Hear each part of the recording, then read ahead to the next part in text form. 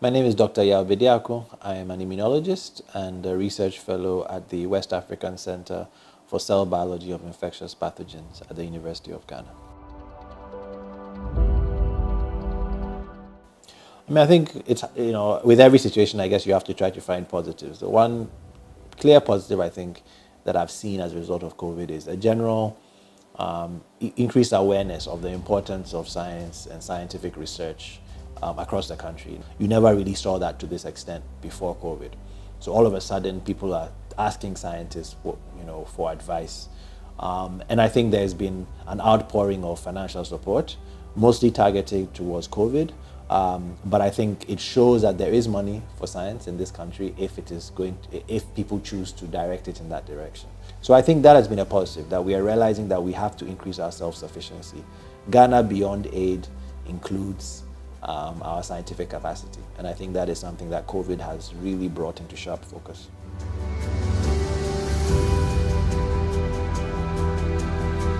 In the very beginning, I spent probably about six weeks helping out colleagues at Noguchi with testing. So that was basically whatever needed to be done, whether it is aliquoting sputum samples or running PCR, I was helping out with a team of colleagues at Noguchi. Since then, since things have normalized a little bit, we still obviously, our cases are rising, but there are a number of testing centers now across the country. So the load on Noguchi has declined a little bit. I've taken a step back from that, but I'm currently involved in work specifically looking at immune responses in COVID-infected patients. And we are also involved at WACBIP together with Noguchi in sequencing the virus. So we are very interested in identifying unique traits of the virus as we find it in Ghana. This is very important as we follow the pandemic over time to see if the virus is mutating and what those mutations might mean. And also, I think sequencing is extremely important in understanding how the virus is being transmitted.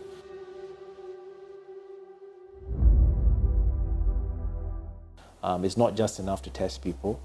If you sequence, you can compare viruses that are isolated in Kumasi, for instance, with virus in Accra or virus in Tamale. And that can give you an idea of how the virus is getting to these different places.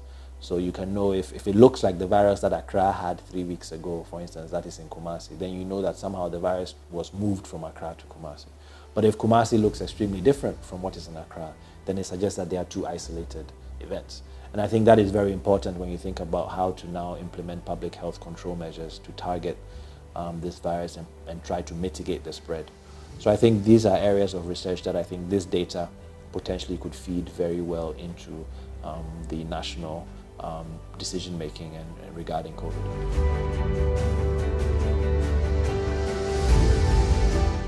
So the sequencing work between collaboration between WACBIP and Noguchi initially sequenced 15 isolates, which were sort of isolates from March, so they were early isolates in the country, mixture of travelers and people who had not traveled.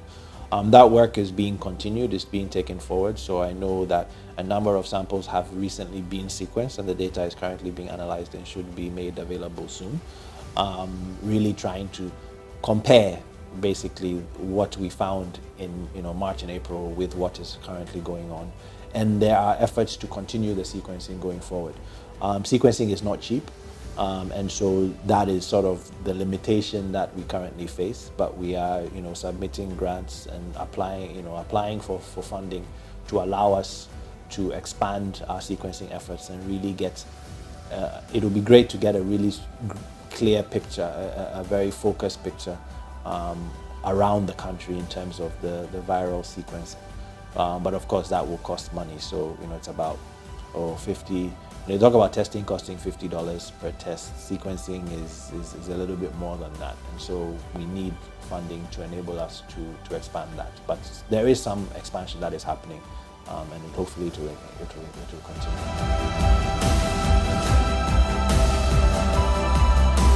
People are realizing and asking themselves, okay, why are we so dependent on foreign aid? Why is it that our two biggest centers are Japanese and German, Noguchi and KCCR? And I think that those questions are important for the population, for the general public to begin to ask, because the general public influences government policy. We saw this a bit with Ebola, and certainly COVID has taken it to another level. There is certainly a lot of noise being made about science in Ghana and that the need for improved capacity. I think what, although has to happen, is it has to be sustained beyond COVID. So right now the attention is great. Right now a lot of money has been pledged and donated for different initiatives. But what I hope will take root is people will, beyond COVID, will realize that we cannot wait for the pandemic to strike before we respond. We have to invest during peacetime.